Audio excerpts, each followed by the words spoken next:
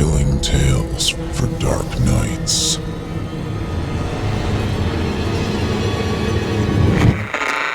Want to make sure you never miss a Chilling Tales for Dark Nights video again? Be sure to subscribe and hit that bell to turn on notifications.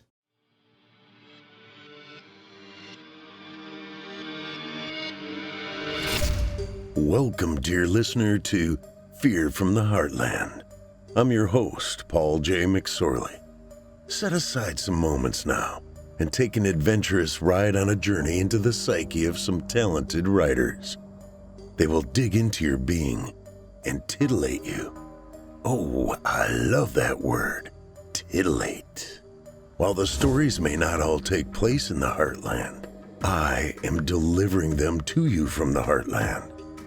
My intention is to strike fear and confusion into the mind, soul, and yes, the heart. This is Fear from the Heartland.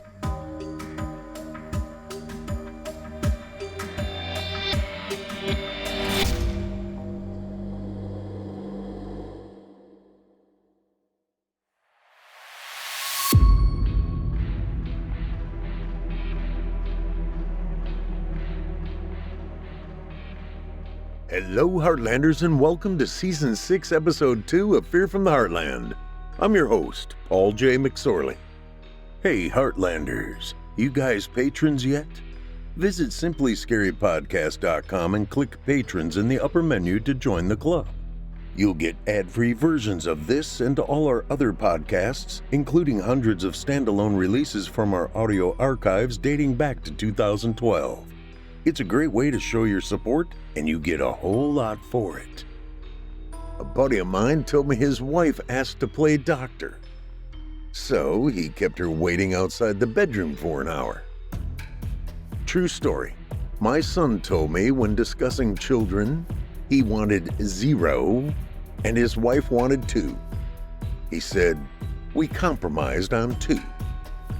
Why shouldn't you fall in love with a pastry chef? They'll desert you." What's the best way to remember your wedding anniversary? Forget it once. Relationships. They can be wonderful, however challenging as well. How about a thruples scenario? Yeah, that can surely complicate things, as we will see tonight. Let's get after it. Rob, Margaret, Addie have desires, wants, needs. They have conflicting feelings for each other and conduct an experiment of sorts. The relationship kind. Without further ado, I bring to you Fourth Wall by Eli Pope.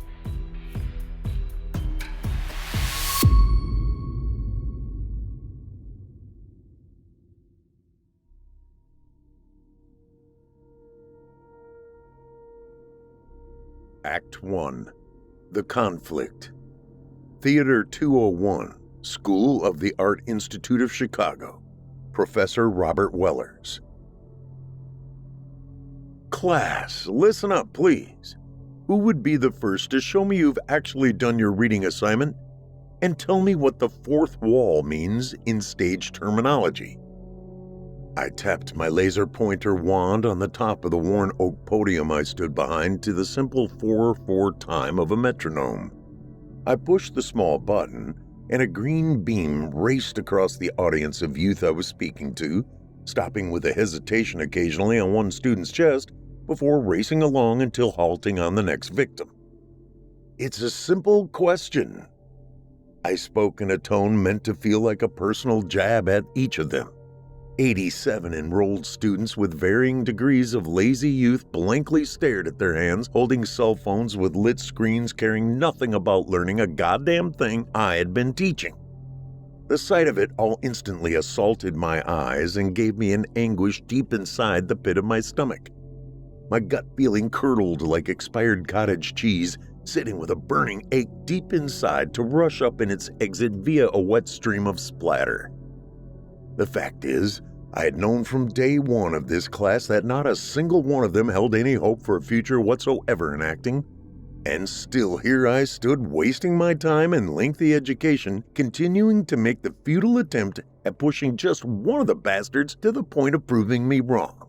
To at least strive to be invited to do a vaginal cream or Rexulti ad, making it possible for them to say they accomplished one effort at being a paid actor.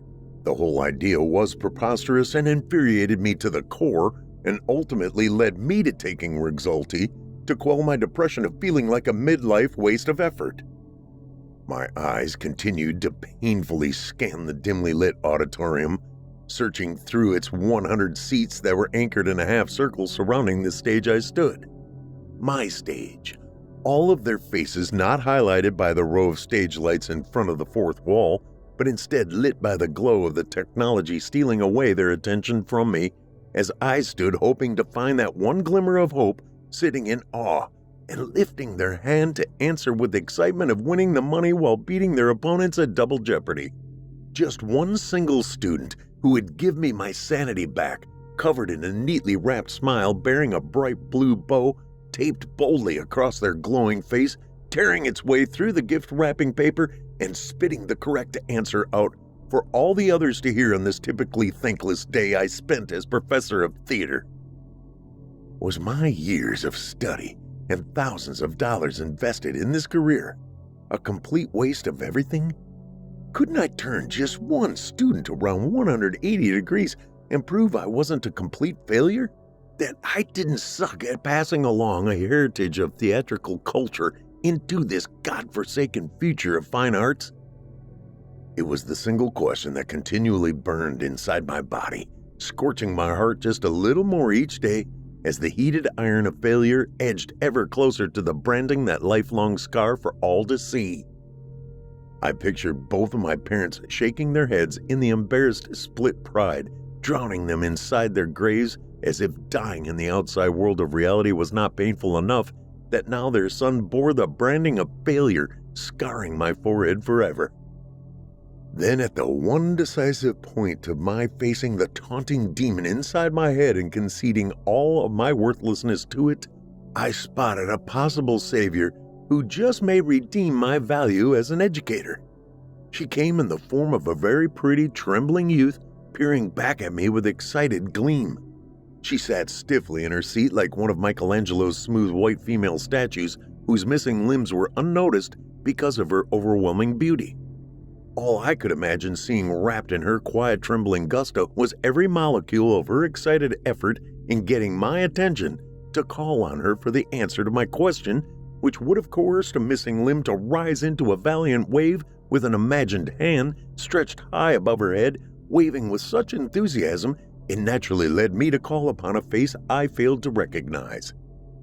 Oddly, she sat alone in the middle of 12 empty seats surrounding her as if she were a leper marked with a tattooed L on her forehead, making certain everyone else would shun her. The one student that likely strived at taking in my every word I had spoken as if it came directly from the book of Paul quoting the red-lettered words of Jesus' dialogue. I scanned the room, temporarily ignoring the young lady as I gave the rest of the inattentive class one last chance to prove their value. Again, class, who can tell me what the term fourth wall stands for on a stage? I watched as she again excitedly waved, almost pleading me to call upon her. It's a simple fucking question and is key to being an actor on stage. Without it, there would be absolutely no point to the entire endeavor of what we do up here, I said loudly to myself. At least I presumed it was spoken inside my head. It's all I seemed to fill my days with lately, speaking to myself since no one else gave a shit to the words coming out of my mouth. And then again, I screamed inside my head, "My God, I'm attempting to teach imbeciles!" And then I did hear my own voice loudly, this time clearly outside of my head, as each word tumbled and stumbled over another around in the air, tossed roughly and abruptly out into the wide open between all of them and myself.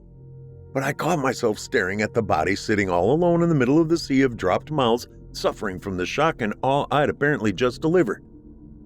The pale young lady's hand quickly dropped like a heavy statue arm would have after being sliced from the shoulder of famous works from sculptors from the past. The growing rumble of dismayed students' murmurs among themselves seemed to have silenced the loud thud of the young woman's arm when it contacted the hard wooden chair arm with the speed it dropped and landed. I watched as the pain of both of my words and her elbow making contact erased the smile on her face quickly as it instantly morphed into embarrassment with her eyes retreating just as fast to her lap. I knew instantly I should apologize, not because of the mass of brainless students who playing with their phones while completely ignoring my lesson. Pardon my language, but they could kindly go fuck themselves and I wouldn't bat an eye. But the poor ghostly white girl with dark shoulder-length hair, dressed in fairly nondescriptive attire and now appearing like I had just run over her puppy, well, she was the catalyst for my feelings of remorse, even though it had been an accidental faux pas on my part. Misdirected from the class of disrespectful, spoiled wastes of youth. The rumble began to dissipate as I stood at the podium attempting to collect myself. I wanted to look at the young face I'd apparently crushed the spirit of, but my muscles wouldn't allow such movement back to her. My neck felt like a crane that had ceased for lack of oil pressure in the lines. It was actually my lack of humanity towards the innocent young girl that likely felt drawn and quartered in front of the entire student body. She, the only soul who showed the first sign of the bravery it certainly must have taken to raise her hand above the sea of disrespect she was surrounded by. And I slapped her back into her cage of self-effacement. I slowly forced myself to sneak a peek to the circle of empty seats and face my victim, just in time to see her sidestepping past the last empty chair and the 10 or 12 to her left holding shifting bodies as if avoiding even the mere touch of her clothing to theirs. The sight of their reaction to her repulsed me, and I wanted to dress each of them down for their inhumane treatment. But my heart raced, realizing the girl would likely not be back to class, and I held no clue who she was. My heart ached to the point I was spurred to quickly back away from my place I stood, merely saying, "Class dismissed for the day," before quickly closing my laptop and racing up the outer steps to the door she had just disappeared through. The stampede of students filled the hallways to the point that not even the simplicity of the girl's clothing, compared to the sea of loud, colorful outfits wrapped around all the other bodies, would allow her to stand out enough for me to pick her out. The crowd far too massive, movements too quick, making the hallway appear full of victims jumping from a sinking ship and swimming madly to save their own lives. My eyes darted from one face to another and then to the opposite direction of the flowing current in my rabid search for the unknown student. I knew I'd probably wounded her psyche beyond repair by my accidentally catching her in the crosshairs of my condemning crassness. I wasn't certain what was happening inside myself. This wasn't the usual attitude I held for the generation of people, if one could actually acknowledge the self-filled urchins of spoiled and ignored offspring as human. I'll admit, I hated most of them with a passion that existed throughout my entire body from the tip of my head through my soul to the tips of my toes. Most all of them were merely sponges soaking up their parents' financial assets without any direction other than feeling entitled to it with whatever pleased them with no thought of the cost of family. Wretched little beasts that took that same attitude directly into my class, wasting my valuable time and talents. After all, my existence here on Earth was no longer infinite as I once felt it was. My biological clock was ticking, while the sands encased in the crystal hourglass had been spilling through the tiny tunnel from the top reservoir with an increased pace, the bottom rising ever closer to where it once had trickled slowly. I had softened without ever realizing until this precise moment I stood frantically staring out into the ocean of my disdain in search for the single soul I sought to repair.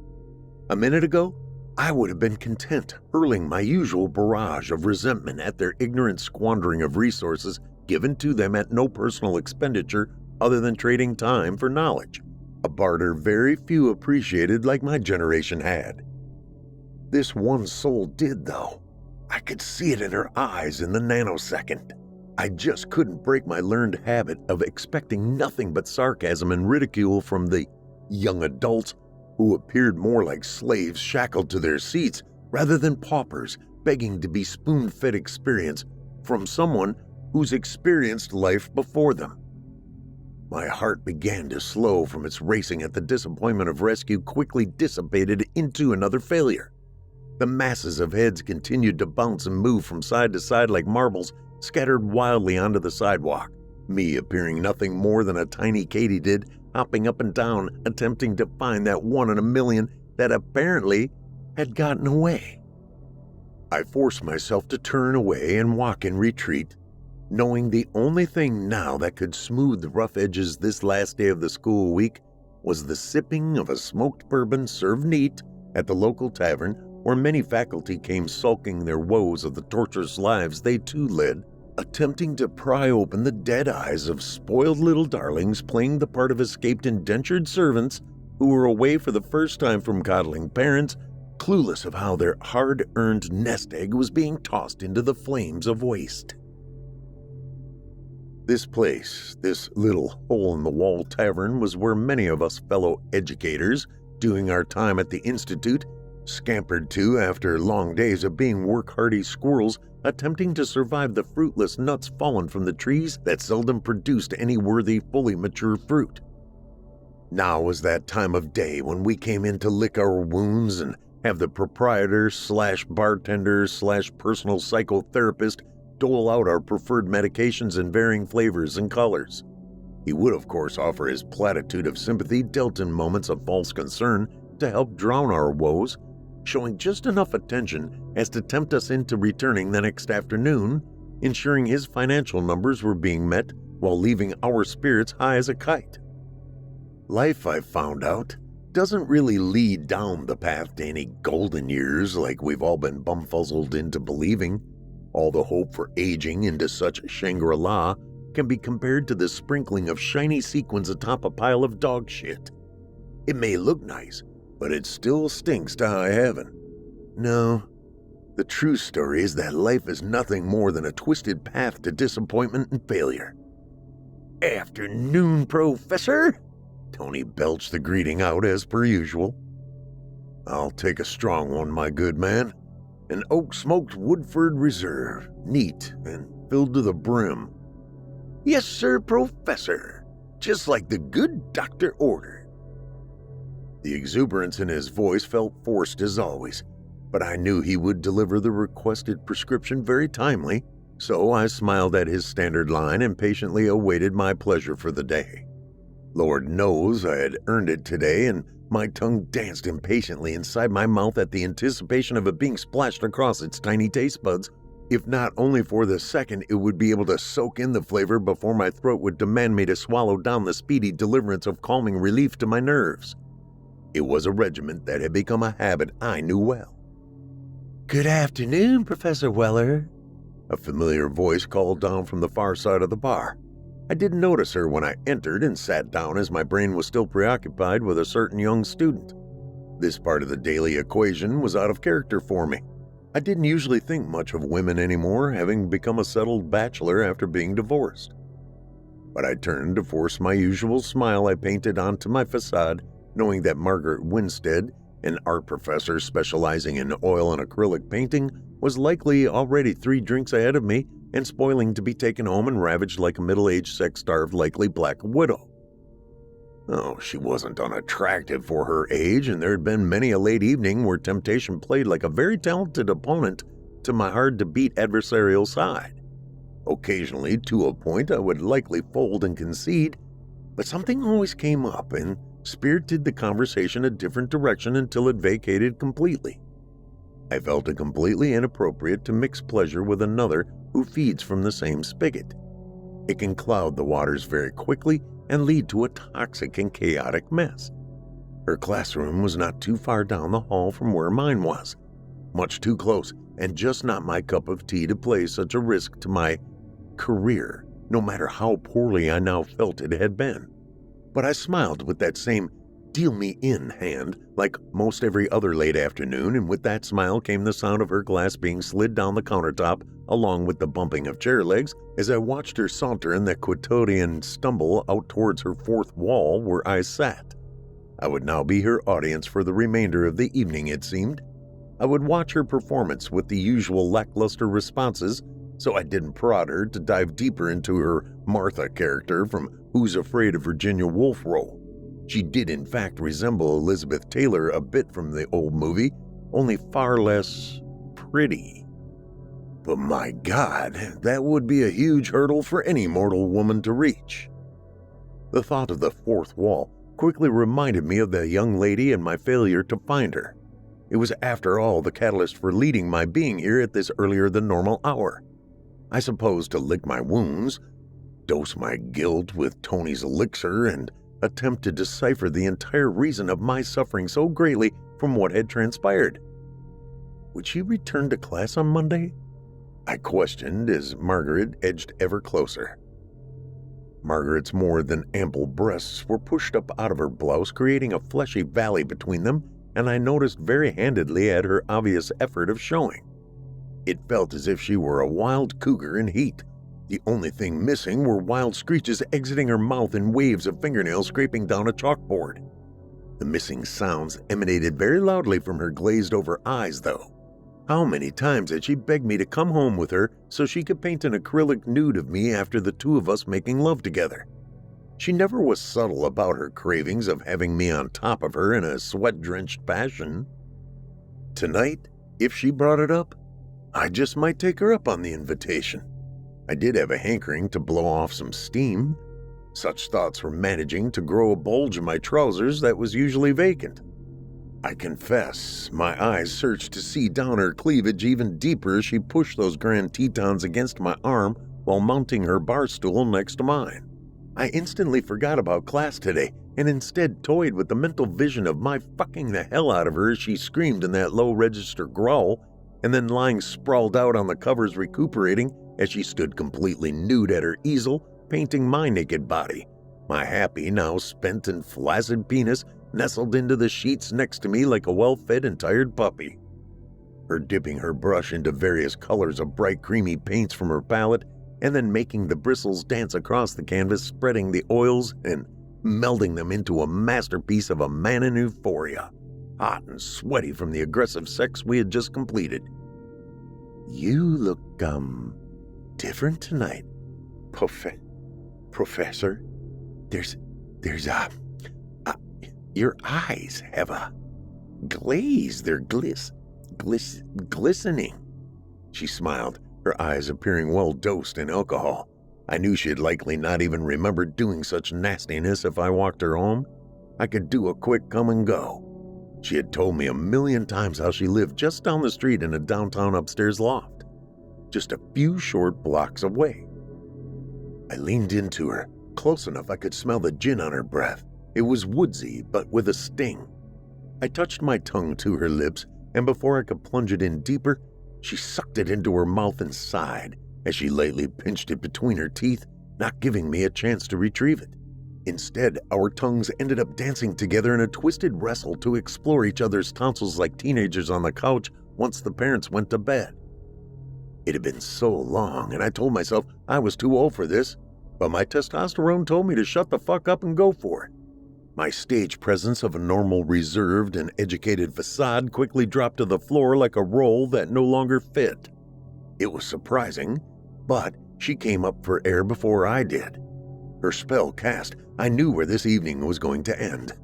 I just didn't know what colors would be used to paint it into memory to hang on my wall. I noticed Tony, the bartender, look over to the door. I turned out of habit, suddenly feeling like I'd been caught with my hand down a father's daughter's pants and not wanting to feel the punch to my face from out of nowhere. Expecting the forthcoming blow and turning towards it, still stealing the air from my gut but not from a fist to the stomach, but rather whom I saw standing just inside the tavern. She stood peeking around through the dimness, eyes likely attempting to adjust from the bright late afternoon sun to this more cavernous lighting. I was speechless when I realized who it was. It was her, just standing there as her brightly backlit silhouette slowly darkened with the door pulling itself closed, sealing the daylight from entering any longer. It was really her, and it felt very odd that she would just happen in. Her white skin glowed, and I suddenly felt as if I had been inculpated by my very ungodly imaginations from an angel sent to condemn me for thinking them. I sat speechless as Margaret tugged on my arm, pleading my attention back to her and her sexual needs I'd just been cultivating, getting her ready to bear her fruits for me. I suddenly felt snagged into a very weird quandary. The mousetrap had snapped tightly across my neck, holding me before able to enjoy the cheese. Act 1 closing, leaving all to wonder where this production may go. Adeline Elise Blanc, or Addie as she had always preferred being called, stood like a deer in headlights once her eyes met and locked on to the professor's. Her lips faded from being upturned in a smile to tipping downward the moment she spotted her art professor's hand pulling at Professor Weller's attention. The moment felt to her like Mrs. Winstead was a spoiled young child screaming out loudly, "Mine!" even though there was nary a word spoken between anyone. A quiet cloud of muted silence seemed to fill the sparse room. Instantly feeling the awkward cloak of now spoiled aspirations, Adeline's eyes hurriedly searched for a place to sit and recuperate in any hidden-away spot of the darkest corner she could maneuver to quickly. She was too paralyzed by surprise at being spotted to simply turn and flee back out the door. That would be an act too obvious. She did feel caged in an odd way, captured by both professors, yet somewhat ignored at the same time. She felt like a girl suddenly dropped into another country with no one to call out for help as if she didn't understand the language. But she spoke English very well. She spotted an empty table in a far corner to the left where she would be seated behind her 2 teachers that sat at the bar. They would have to turn with some awkward discomfort to observe her. Adeline quickly slithered over to the shadowed area like a snake escaping being snared. Tony, being the lone employee tending the tavern since it was still early for the normal Friday evening crowd, nodded at the 3 or 4 patrons sitting at the bar and made his way over to the newcomer who sat quietly alone. Act 2. The Complication. As Tony stepped through the swinging gate at the end of the bar by the liquor shelves just to my left, I took this as an opportunity to escape the clutches of Margaret as I pulled away whispering, "I've got to head to the John for a minute or two. Be back." Her fingers tightened at first around my arm before letting go and reaching for her gin and tonic, swirling the ice and clear liquid in the glass. "Hurry back, Robbie," she whispered as if she were my mother, demanding I return to being under her supervision. The feeling suddenly felt very tawdry after hearing her speak, my immediate attention being drawn away from the previous sexual feelings of lust and instead to emotions I was unsure of the intentions or meaning they laid at my feet. The girl. I looked over her way and at my surprise her eyes beckoning me to come to her, but her face held no readable reason. I knew I must attempt to find out. I had somehow been given a second chance at talking with her. I knew, though, I would likely be short of the time for much of a conversation with her and be back at Margaret's side in the expected lapse of a restroom trip. Before I could stop myself or have the time to talk myself out of this situation with Margaret, I turned and leaned back in close to her ear, whispering, "Margaret, a student just stepped inside and sat in the corner. There was a bit of a conflict today in my class, and I'm certain the reason she is here is to talk about the interaction earlier. It actually led me to dismiss early, which is the reason I'm here so early." Margaret interrupted, "Robbie, we're, still going to my loft later, aren't we?" This conversation suddenly changed elements within, and it seemed to have quickly sobered her up a bit. "I believe so," I sighed. "But I have to take care of this and see that it's resolved. You understand, don't you? I can't have an upset student reporting me to the dean." "Wow. It must have been serious?" "It wasn't a good day for me, Margaret. Not in my best of form. I unleashed some tensions unexpectedly onto her. Frustrations from my other students not giving a shit about my efforts in giving them a purposeful education." "Sounds very..." She brought the nearly empty glass up to her lips and sipped. "Very distressing." Maybe we'll talk it over at my place after. Her hand slid from the table down to my groin, where she softly rubbed until there was movement that led her to grasp my growing erection under the fabric and giving it a pressured tug up and down several times. I can release some of that tension from your hard-to-swallow day. And she licked her lips seductively, forcing me to slow my rise to my feet as I pushed her hand away, hoping the beast downstairs would quickly settle back down. We'll talk in a bit. I'll have Tony get you a refill on your drink. On me. And I looked back over my shoulder to survey if my student still sat in the corner or had pulled another disappearing act. She was. She was talking to Tony, who had obviously went over to take her order, and I felt relieved. As Tony returned towards the bar, I veered away from the restroom door I was about to enter and redirected my pathway to the dark corner where the girl still sat. I wanted to talk to her before she scampered away like a frightened rabbit again. As I slowly approached ever closer, she appeared as if she could bolt at any moment if I showed any of the same signs of the unbridled verbal aggression I had shown earlier. I found myself attempting to calm her in a smoother, much quieter voice, like a cowboy would a wild mare pressed into the corner of the fenced holding pen before attempting to mount her. It's okay. I only want to apologize for my earlier outburst. I promise, I said very gently. She looked up at me and answered, I didn't just accidentally stumble into this place, Professor Wellers. Call me Rob, please. Her accent was very European, and I suddenly realized I'd never heard her speak before. I was intrigued by the angelicness of her tone and cadence. She had snagged my attention with her short response, and I felt the feeling of being reeled in like a hooked fish to her net. Will you forgive me for my unkindness? It was never meant to be directed at you. It was because of... I understand why you lost your temper, she almost whispered. I just... The softness of her speech continued to lure me like a melodic chant from a spiritual healer. Her voice calmed my nerves and gave me an odd reassurance that everything would be okay. I don't know how to translate from my language to yours. What I want you to know. Her eyes rolled up at me, and the hazel inner irises held a hypnotizing effect over me. I was completely mesmerized, and I wondered if she was able to see the control that she now wielded over me. I felt a tinge of embarrassment that I had lost dominion over myself so easily and to someone so young and with so little effort on her part.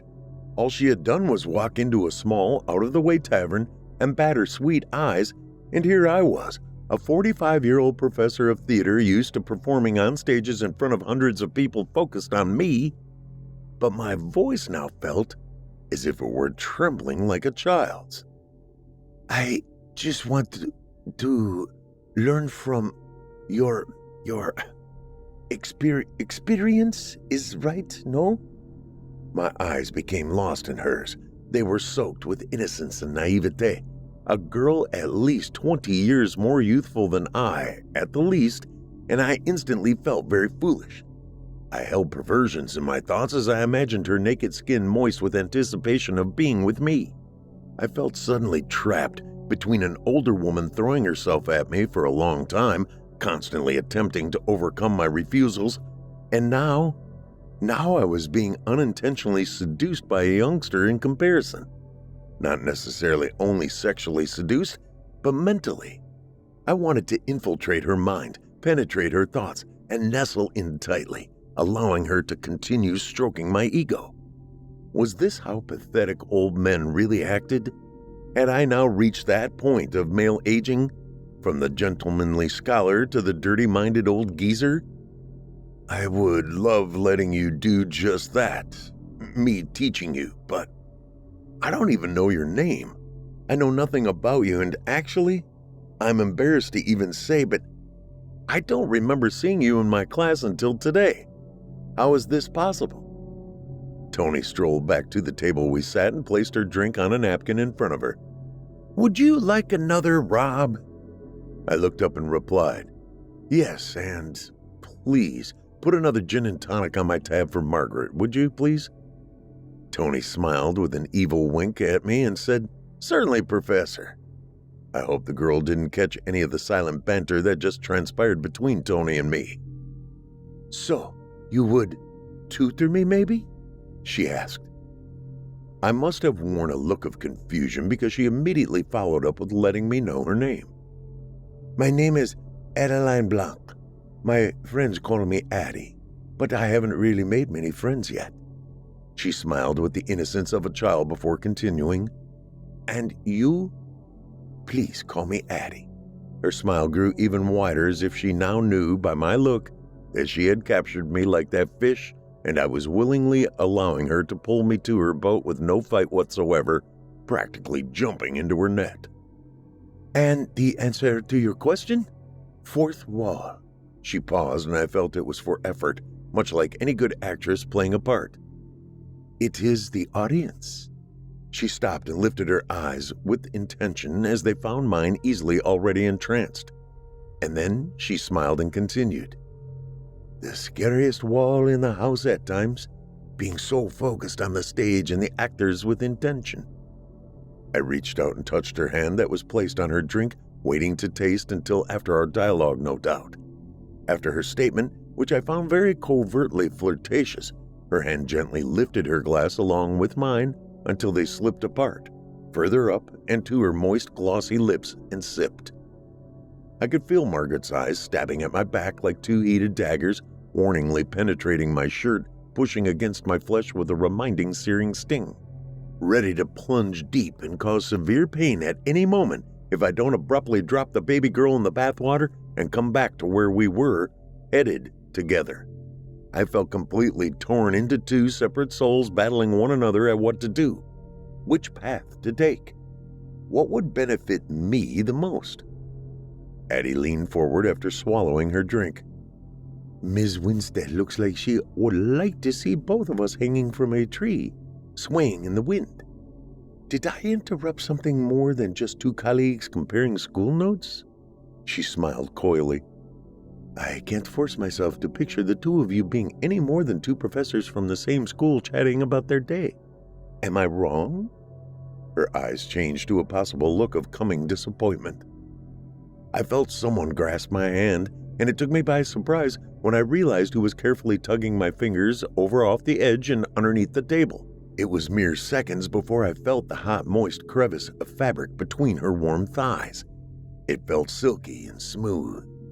Addie leaned in and said, "You can go finish your conversation with your professor." Each breath between words sent tingles up my neck. "So you can come teach me what I want to know so much about?" Her hand tensed and squeezed mine tighter, pushing it in tighter against the flesh of what I imagined was that spot where one leg met the other. "My God, Adeline, do you know what you're doing to me? This could get me fired, and I'm tenured." "I'm an adult, Professor Wellers." She looked at me as if I were the child now and she the adult. "I'm of legal age of consent, and I'm attracted to you. I have to go back to France at the end of this semester, so I don't have much time to get what I want." "What, a souvenir from America?" I attempted to smile through my feeling cheap all of a sudden. I had obviously hoped for more than she was going to be willing to give, even though she had not wasted any time playing games before pushing her point. She was very direct on what she hoped to acquire, and I smiled, even though I felt the foolish pang for thinking there could be more. I held no imaginable right to feel anything but flattered by such a young and gorgeous student being attracted to me. Yet, I felt what I felt, as if I were a jilted high school boyfriend. Adeline managed to take me back to a time nearly 40 years to a point of my adolescence where a heart got broken in the matter of minutes, and for no logical reasons at all other than hormones and estrogen colliding into a chaos of miscalculated actions with unforeseen repercussion. Teenage romance dying a horrible, dramatic death. I realized in these moments that I'd gone from an educated college professor of theater to that of a heartbroken high schooler in the matter of less than a day. I never saw it coming. I never saw her coming. The ability of keeping my hormones as under control as possible now brought me to an entirely different moment of severe humbleness that hadn't been like all those years back. I was, of course, now doing exactly what was suggested of me only moments earlier by her. I was headed over to a woman more in line of my age and agilities to break our date for the night. It would be all done so I could instead go romp in hotel room with a college student, full well knowing it would be nothing more than a fleeting memory of pretending I was young again. A French girl could never really be attracted to an older college professor, could she? Only if she lost her mind. Yeah, right. But I would be able to create a memory of teaching her all the ins and outs that an experienced man's ability could provide. And that memory could be replayed over and over in the privacy of my own bed for a long, long time. I was slowly slinking over to Margaret to break her likely re-intoxicated heart. The woman who was doing everything possible to seduce me just couldn't compete with the beautiful young thing, even if it would only be a night's worth. Something happened in my brain on that semi-walk of shame to her. Something I can't even imagine how it broke through the confines of my normality and mundaneness I had been accustomed to living nearly my entire adult life. I wanted both women or girls. I suddenly felt kinky and wickedly enticed by these thoughts enough to tell Margaret that Adeline may be into, a fleshy exploration of sorts. It had to be the bourbon taking control of my brain, or at least giving it that what the fuck do I have to lose attitude. I couldn't believe it even made it off the runway of my lips. I amazed myself sometimes. I needed to be more theatric and off the cuff. I was older, yes, but I wasn't dead. I had two women wanting me. It was the greatest male challenge of any man's lifetime and every man's fantasy, no matter how many times he may deny it to his spouse. A threesome. But a very particular equation of a three-way, nothing to do with another male involved, no matter how selfish that may be. Two women and me. Call me old-fashioned, but female bodies clashing together just make a more pleasurable and inviting visual statement in a positive way than the other. I gulped as I lied my fantasy into making it seem like it was truly going to be a reality if I played the part with gusto. The words were coming out of my mouth and she was nodding and listening. I guess I was really selling it. My acting education coming into fruition as far as a positive possible outcome on at least one end of the challenge. So you think she wants to share us both sexually? Margaret questioned, her eyes almost immediately saying no, but her mouth begged to say, okay, it's not out of the question. So, Margaret, I looked back at Adeline wondering if I sold this, could I sell her on it too? And then I looked back into Margaret's eyes, a hard no, or a, she does look young, adventurous, and really kinda hot, don't you think? I awaited her answer with anything inside my bloodstream but patience. Margaret looked hard at me. I mean, her eyes dug deep, and I wasn't certain if she was about to pluck my pupils out with hidden claws or tell me to deliver that tasty young dish to the table. Well, I pushed from my watering mouth, thinking, just who in the hell am I playing in this tragic comedy? You really want this, don't you, Robbie? Having this would be your Shangri-La, huh? Your creme de la creme? Your cake and eat it the fuck out of it too, wouldn't it? Margaret took a long sip from her gin and tonic. Do you have a smoke, Professor? She asked. My fingers reached into my coat pocket and pulled out a pack of Cools. Amazingly enough, I do. Love the menthols like a breath of fresh air, or Act 2, the nude scene of an off-Broadway play. It feels refreshing, but a bit of a rush, too. Who the hell am I tonight? And how long was this brave ability going to last? I had urges I thought were long dead. Go get her, Robbie. You won't settle down until you've tried this whole thruple thing out. I've read novels about this crazy stuff, so I guess I'll be your huckleberry. Holy shit. A menage a trois with a French ingenue and an artist, I thought, and then it hit. The thought I could be in a bit of a quandary now. Time to sell it to the young foreign student to share a bed fucking two older professors. What are the odds on that? I attempted to quickly calculate inside my muddled brain. Well, Robbie, go get the young girl. Bring her over here, and let's all chat about this little equation about twisting our bodies into a big fuck knot. The idea is actually wetting my whistle. Adeline watched every step I took as I slowly approached with a likely look of a scared young boy making the walk to ask the girl he was infatuated with to go with him. And in a strange way, that's exactly what it was. I'd been trying to equate a way to make this whole thing feel like purchasing a Testarossa. No one actually needs one when a Toyota will get you there, but the thrill will never be the same as hitting 160 down the Autobahn. Hell, I wasn't even sure if it were for the sex or merely the challenge of closing the deal. I couldn't manage a classroom of the bothersome little bastards before. Could I actually jostle this into something that just might pay out in the book of unforgettable memories? So, Professor Wellers, you look like you just got caught stealing the neighbor's sheep. Did she tell you to piss off? I somehow forced a coyness across my face. At least it felt that way. No, nothing like that, Hattie. In fact, I'll just spit it out there. What she had to say. Maybe just drop it on the floor like a basketball for you to dribble around before you shoot. She smiled. Then she looked over to Margaret. That's when I knew I was in trouble. I mean, they're both women. They both have uteruses. They link up like Bluetooth or something. Adeline would know immediately that I was lying. But I had to play it through, didn't I? Actually, Adeline, Margaret tells me she finds you as attractive as I, and... My eyes trailed upwards and emphasized by looking and nodding upward. She's been interested about painting you in the nude. After we all... Let's go tell her I'm in. Sounds wild. Sounds crazy. Adeline began to stand as my legs just shook. I tried to maintain a cool, but, well, hell, somehow, we are on our way to Margaret's loft to get naked and painted.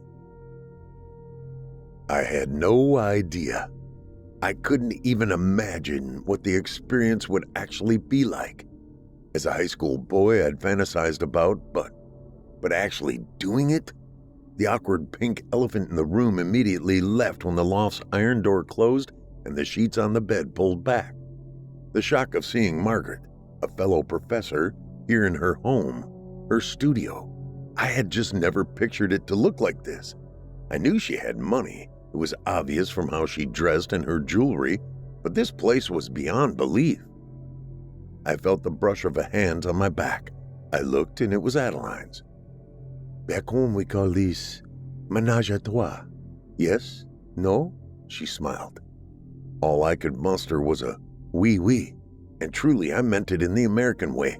I needed to urinate and was trying to be discreet, but it brought giggles from both girls.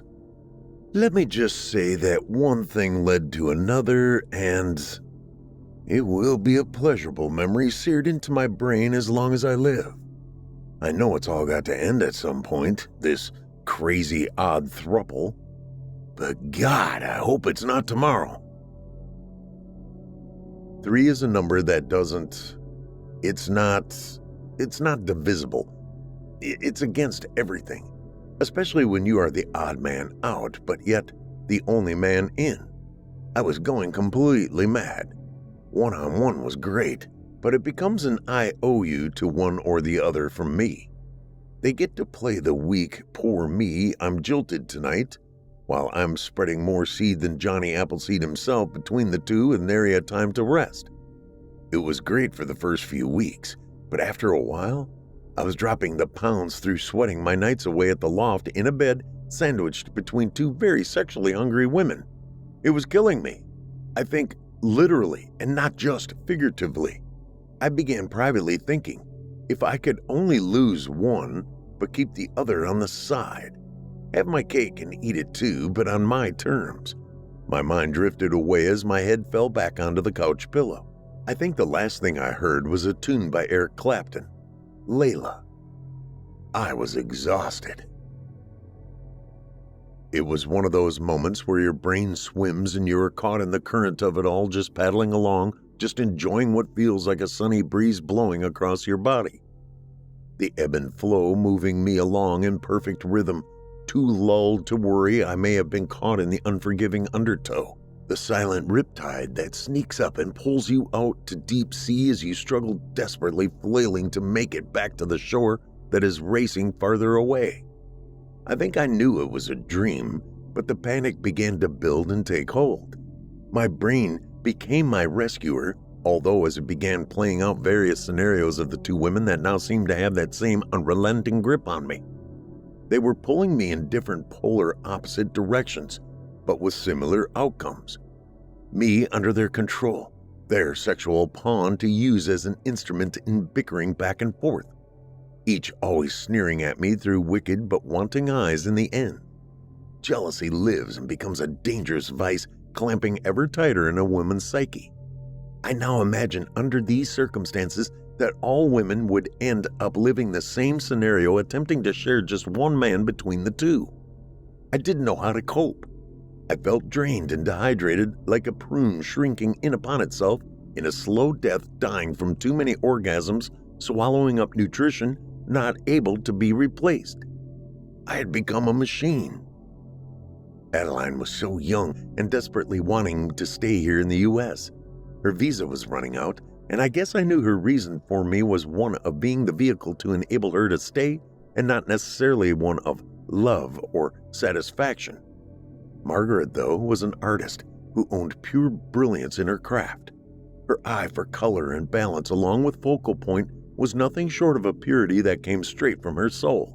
She too knew about wasting her life attempting to teach students whose minds were anywhere and everywhere other than preparing themselves for their worlds to come.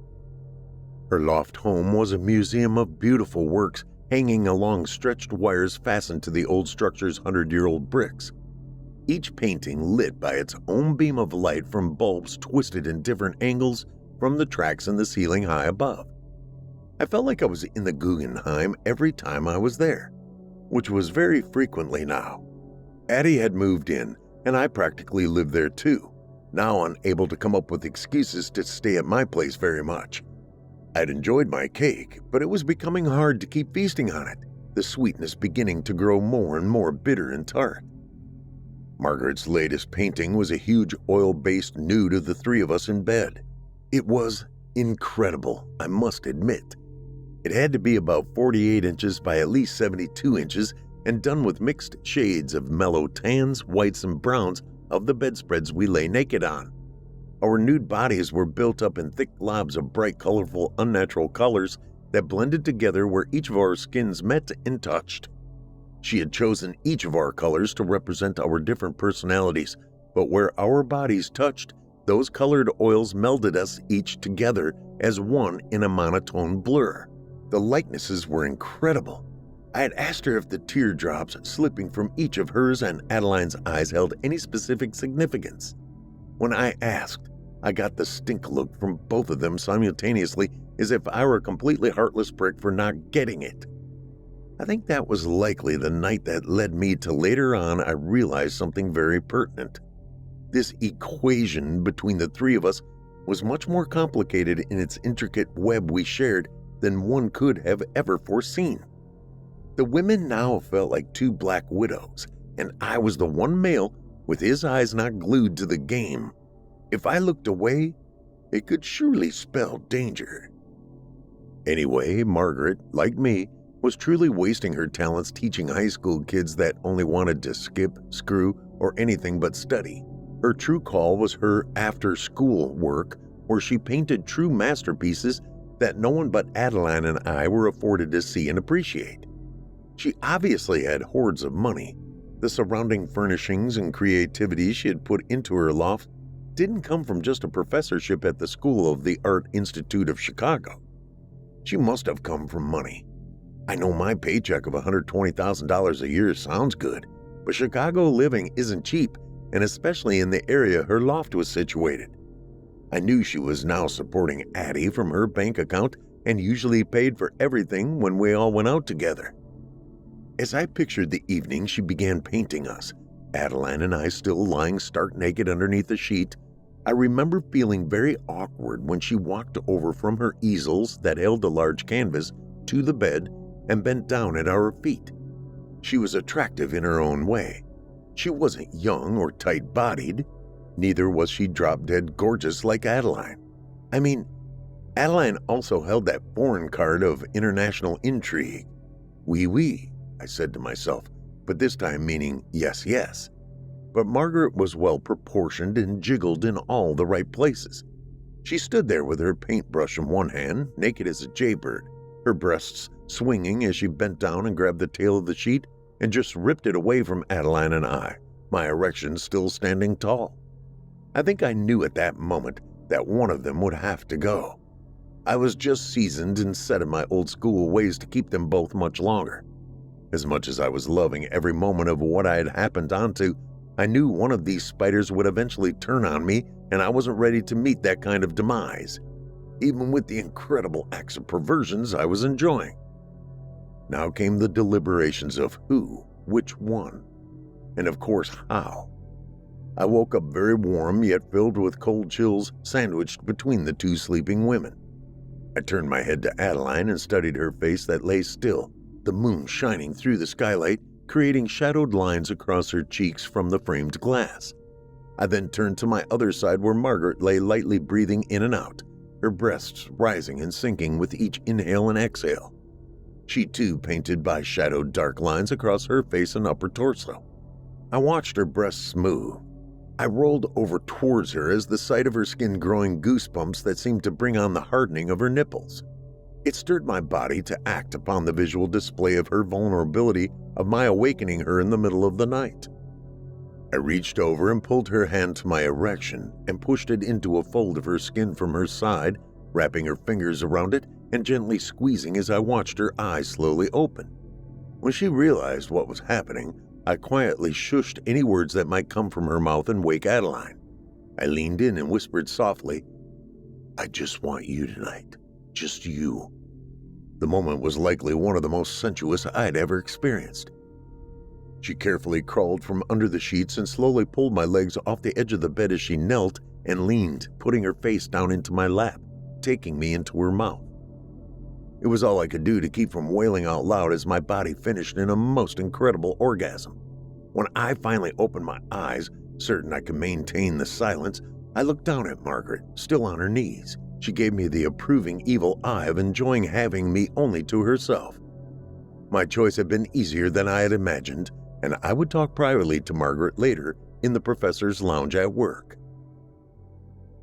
I've enjoyed our little experiment, Margaret. Really, I have. Been a lifelong young man's fantasy, and I feel privileged to have gotten to live it. But I'm not that guy. I'm really not. Just like I've never owned a hot rod. Not as a kid nor a man going through any kind of midlife crisis. I think I probably knew who I wanted that first night all of this began cooking up. Are you sure?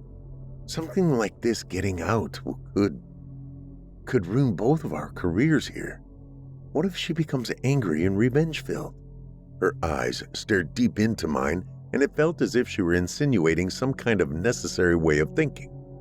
A mentally forced vibe of how to wrap Adeline up and out of this situation without living in any fear of nasty repercussion. We can't just tell her to leave and not come back, that this little affair of sorts is now over without discussion.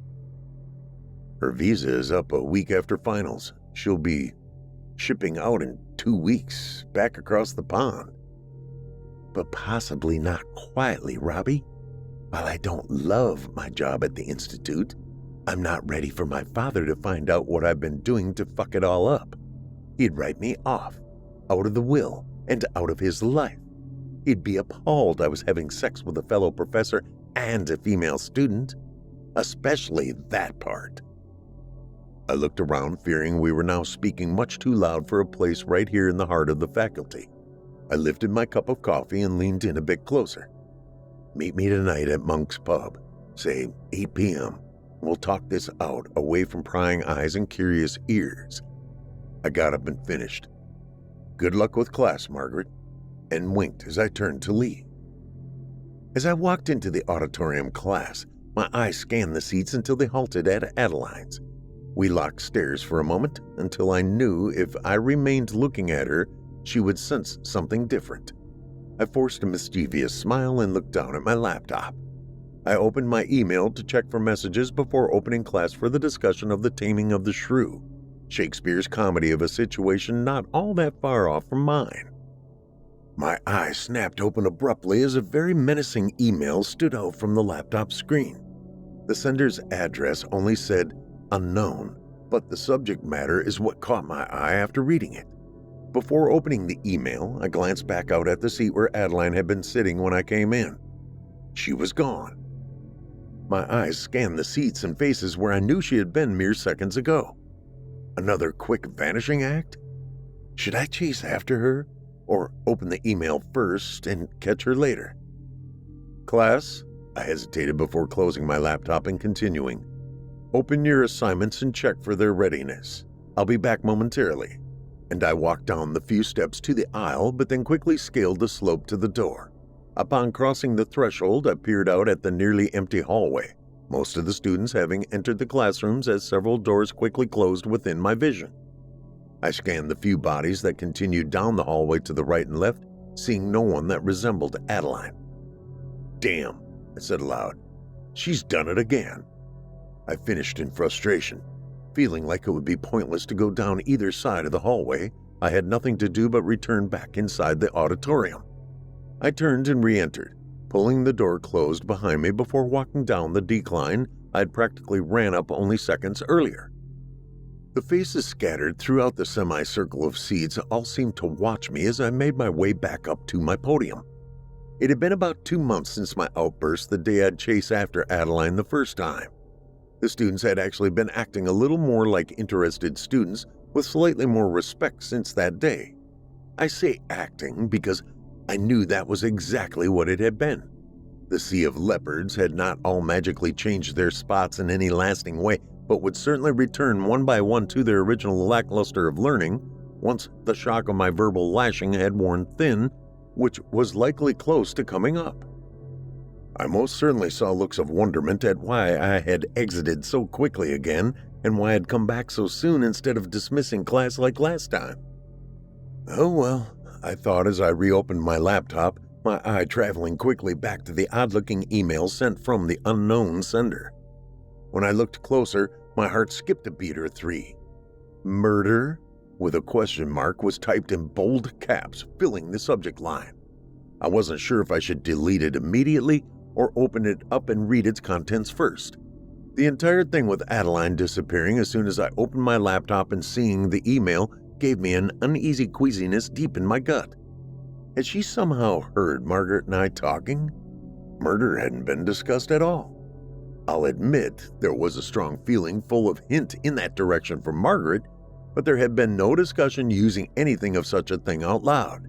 Not at her loft, not in the teacher's lounge, nor on any phone call, text, or email. I'm not that stupid, even if there was a common desire or plan to do such a thing to her. I attempted to start my lecture on The Taming of the Shrew, but my mind raced as my focus began being drawn back to my laptop as if it would magically bestow what was written inside the content of the email left unopened but staring at me. The word murder kept knocking at the back of my brain, as if the word itself would forcefully push its exit from my mouth by its own accord if I didn't keep hold of it tightly inside my cheeks. I could feel it, though, it twisting the ugly taste of its meaning around my tongue, attempting to keep it lassoed securely. It quickly was evolving into an evil conscience of its own, as if the action had already taken place, its vocal soul wanting to set me up by pushing the felonious word unwillingly from my lips. Students, I spoke with an abrupt annoyance at the sight of them once more placing their attention on their phones, the bright screens lighting the offending culprits as if the detective's spotlight was directed at their eyes. Okay, class, the weekend is over, It's time to wrap our heads around this fantastically dark comedy of William Shakespeare's. He was ahead of his time, wouldn't you think? This was written back around 1590 to 1594, and it still holds our attention in the theatrical setting of today. It appeared it wouldn't matter what I said, as the entire class was still busy waking up and wrapping up their weekend texts. Class, it's Monday, I mean. Yes, a murderous Monday for all of us, I'm sure, but my throat locked up. If I had already actually committed the heinous crime, I would give myself up this easily? I questioned myself, ending it with a quiet snark. What the fuck, I thought. No one was listening to me anyway. I might as well read the damn thing. My eyes scrolled downward as my finger tapped the email twice, opening it up and filling the entire screen on my laptop. The bold message was typed in large capital letters that stood all alone like the purposely placed boulders of Stonehenge, only the purpose of this was far more handedly stated. Let's kill her so we can be together. Alone. The question perplexed me. The who, the which, or was it actually an unknown?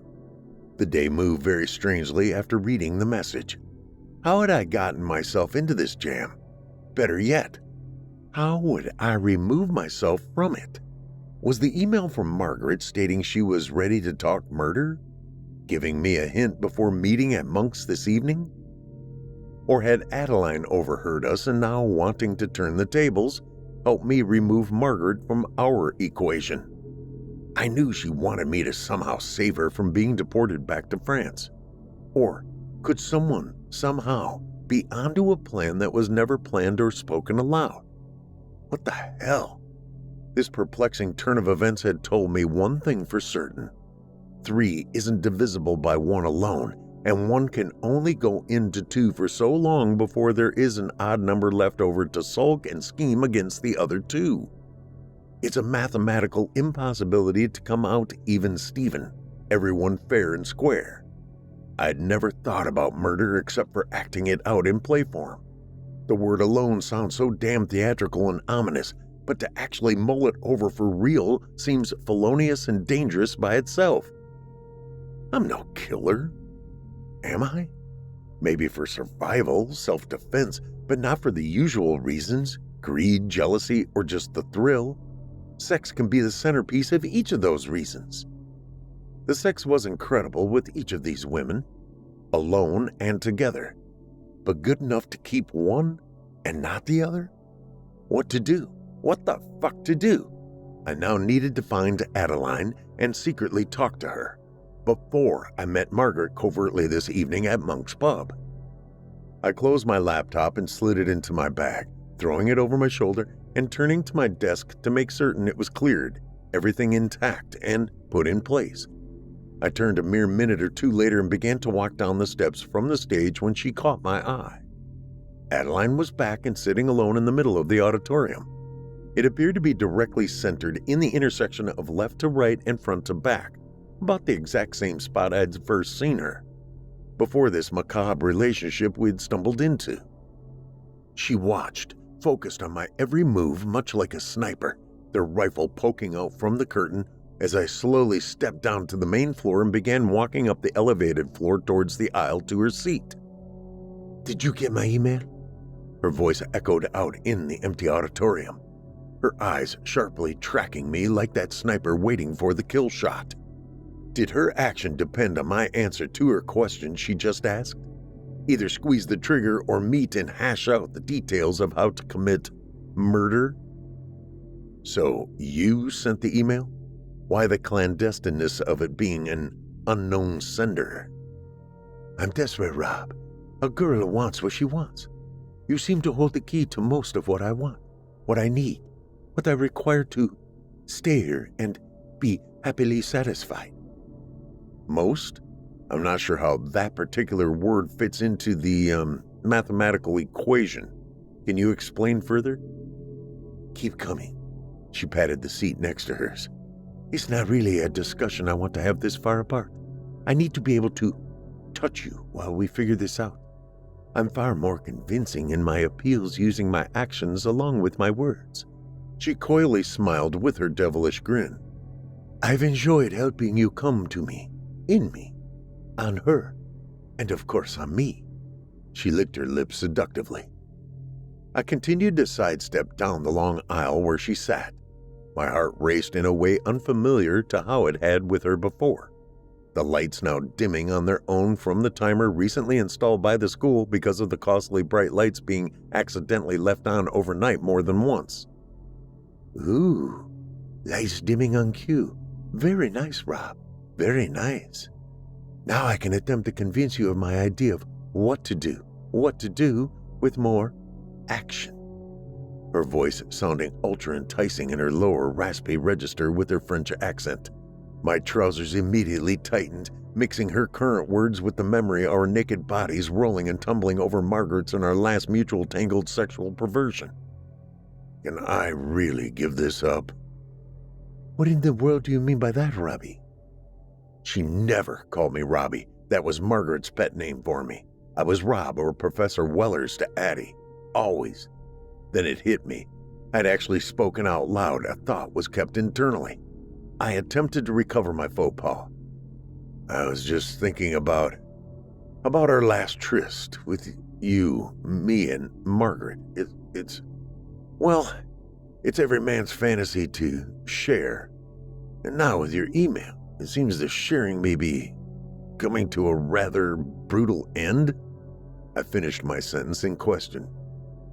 I cautiously sat, not knowing exactly how this conversation was going to go.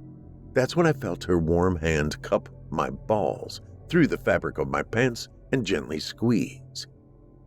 You don't think I'm capable of keeping you satisfied all by my lonesome, Robbie?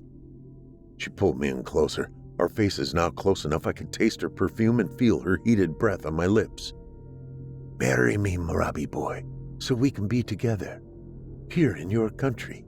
I don't want to lose you by going back home. We can find a way to free us from the hold over us that she has. We can stay in the loft. We could even sell her artwork.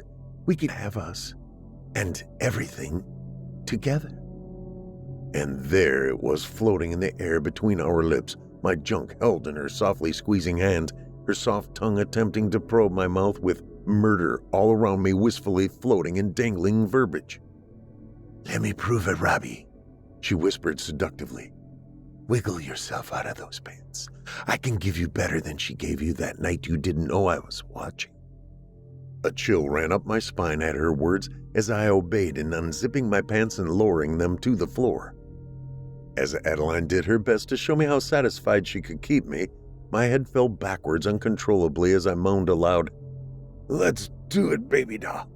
Murder, I said as I tugged her head into me closer before the eruption.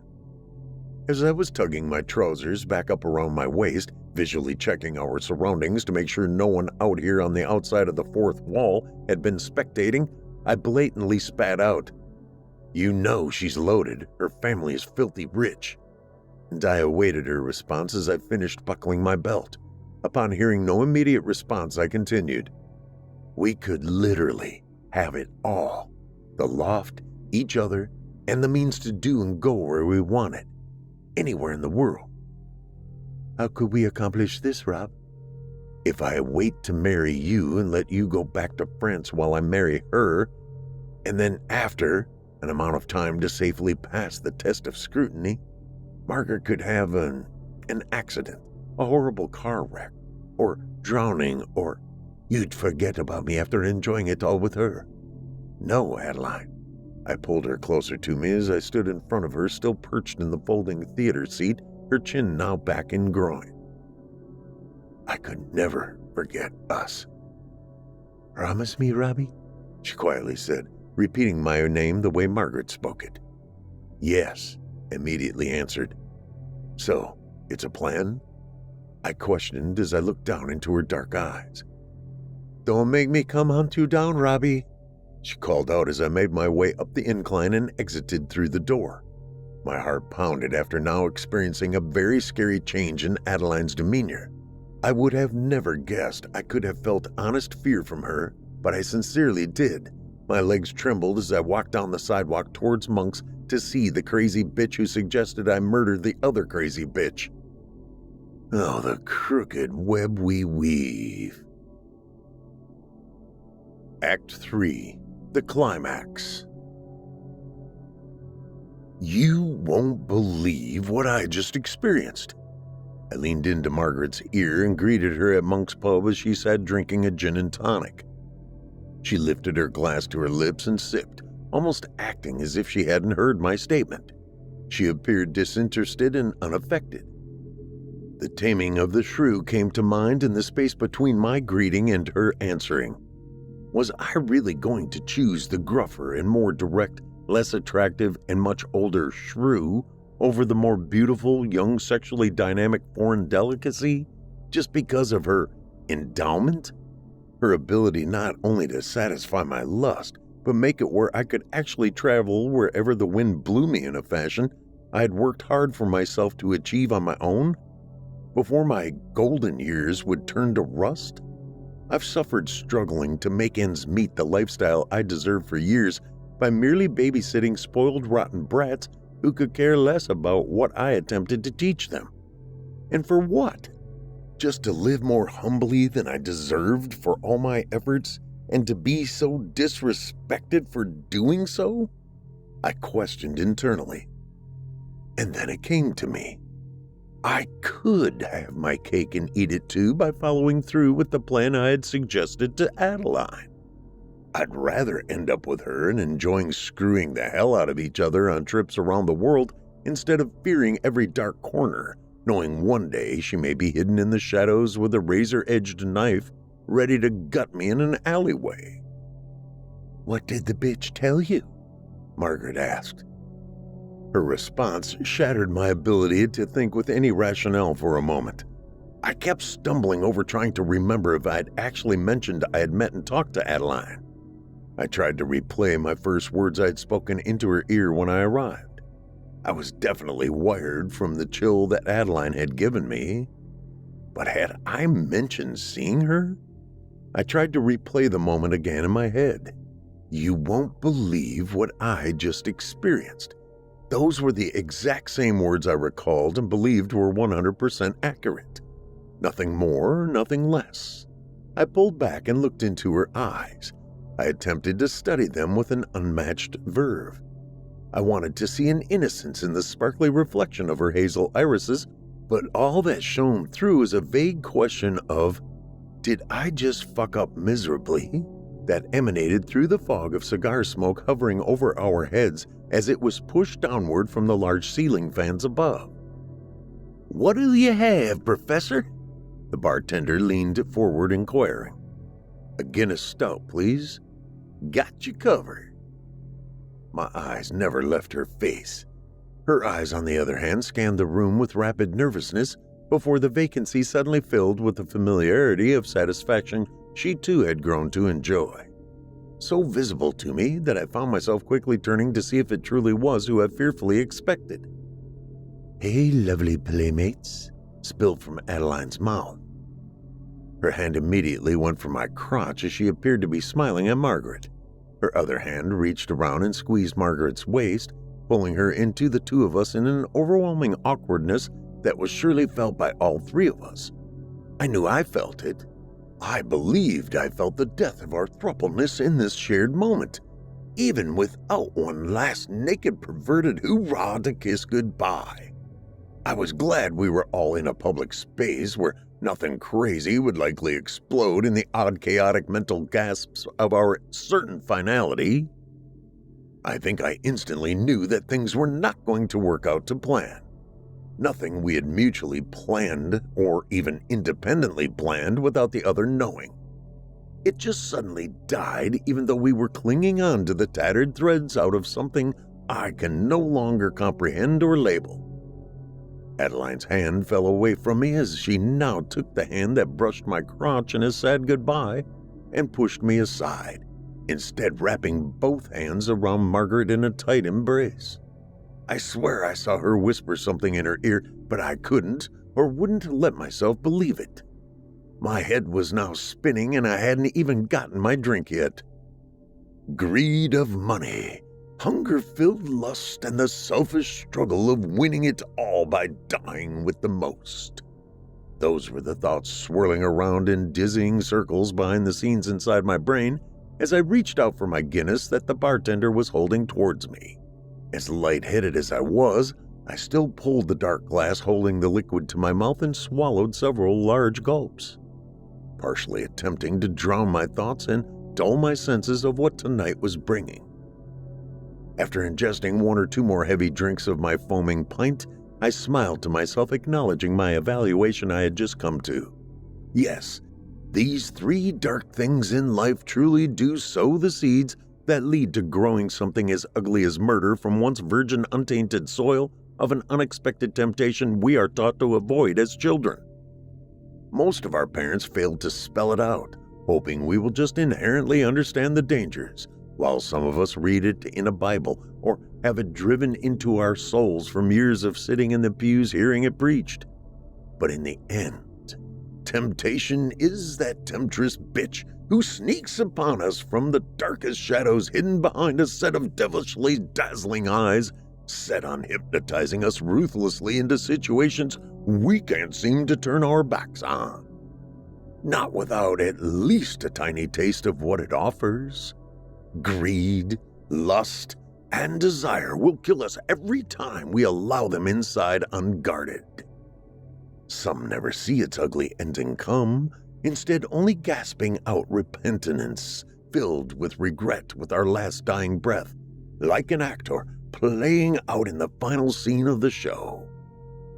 Me, though, I saw it all coming on like a freight train speeding down the tracks towards me. My hands weren't even physically tied into a knot as I casually lay on the track in comfortable silence. Hell, I guess it could be considered freakish, but I somehow welcomed the carnage about to be delivered as the three of us exited out of the bar, me tucked in between two beautiful ladies as we sauntered into the cool night air of a crowded downtown Chicago sidewalk. I took in all the sights of the tall skyscrapers towering overhead, seeing them as if I had never seen them before. The city lights, the hustle of the bustle of people paying no attention to anything but themselves as the performance of my lifetime, my performance de classe mondiale, was certainly about to come to a closing climax. The two women who had given me every dream I ever wished for, yet every nightmare as I struggled to make a choice of who I'd exit the stage with. Such a challenging decision in picking one's leading lady to close the show of life with, while the other just slips away into obscurity. No Emmys, Oscars, or Golden Globes to hold close to their chest.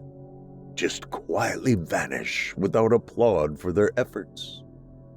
I looked down at Adeline and then over to Margaret, smiling at both with true appreciation as I watched each retrieve something from their bags, which I assumed must be for me. It was the harsh, surprising reality I was about to receive, and I can honestly say I indeed did not expect. The scene took place so fast and so unrehearsed on my part that at first, I thought they were actual Oscars they were both giving me. That was before the electrifying jolting stings hit me, as they each began plunging ice-cold steel blades into my body with an unmatched vigor over and over repeatedly. Their eyes seemed to be frozen with chilled vengeance that I must have somehow served them without meaning to. It seems I had fallen into their snares and was now bearing the focus of their hunger of bloody retribution from a triangle I'd been lured unwitting into by both of them. I must have been too focused on my own cravings to see it all barreling down and closing in for the final coup d'etat.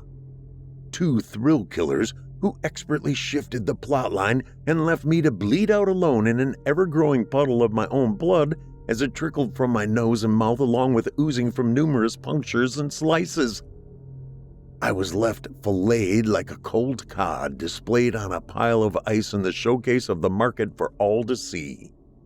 My face unable to lift from the concrete as words attempted to push from my mouth as I watched the two actresses exiting stage left, while passers-by on the far side of the fourth wall were all too disinterested in the act to witness the final curtain call as the pendulum makes its final swing, bringing my brief moment of calm to a wilting close as the balance of equilibrium rights itself once more.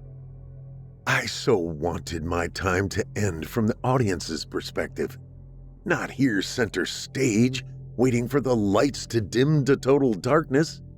As the clickety-clack of 2 sets of high heels disappeared into just another ordinary Friday Chicago evening.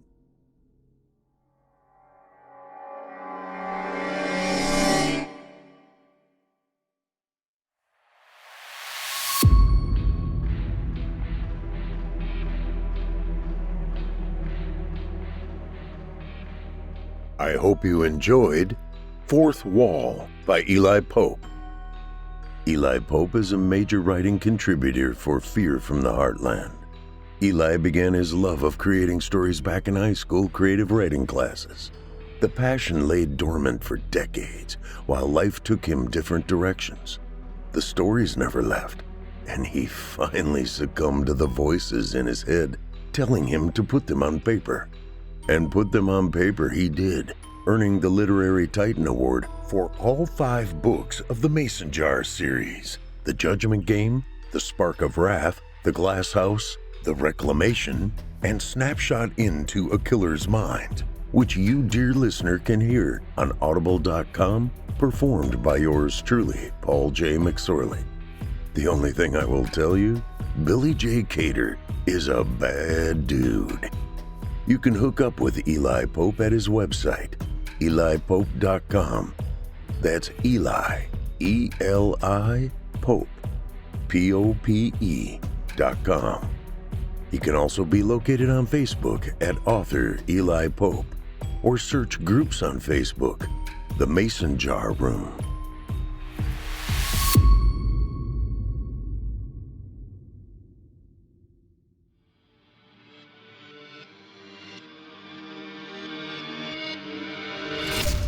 If you enjoyed tonight's story, hosted by yours truly, Paul J. McSorley, you can search my name on Chilling Tales for Dark Nights on YouTube for additional previous stories. If you'd like to hear more lengthy tales, be sure to take a look at my audiobooks. Available now on audible.com, or just visit paulsbooks.net. That's paulsbooks.net. You can also find me personally on Facebook and Twitter. And with that, listeners, our weekly journey into the psyche has just about come to a close. But before we go, I'd like to take a moment to thank you for joining us for tonight's episode, and remind you to take a moment to stop by our iTunes page and leave Chilling Tales for Dark Nights a 5-star review and a kind word. And follow us on Facebook, Twitter, and Instagram if you haven't already.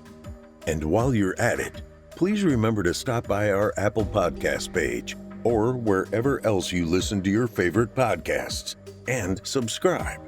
The charts are based on subscriptions, not listens. So if you haven't subscribed yet, I'd really appreciate it. I'm your host for Fear From The Heartland, Paul J. McSorley. I've enjoyed the titillation tonight. Ooh, there's that word again. Thank you for joining me. Hope to see you again next week at Fear From The Heartland.